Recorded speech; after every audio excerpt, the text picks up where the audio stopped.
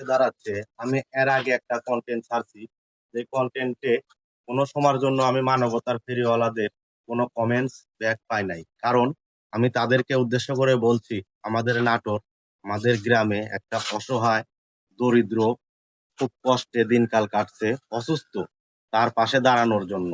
কিন্তু আমার ভিডিওতে কেউ কোনো রেট দেয় নাই এবং কেউ পাশে দাঁড়ানোর কথা বলে নাই। প্রতিটা কন্টেন্ট ক্রিয়েটর যদি নিজের এলাকায় সব সময় পাশে দাঁড়ায় তাহলে হবে না, দেখতে হবে যে আসলে কোন জায়গার লোক বিপদে আছে, তার পাশে দাঁড়ানো।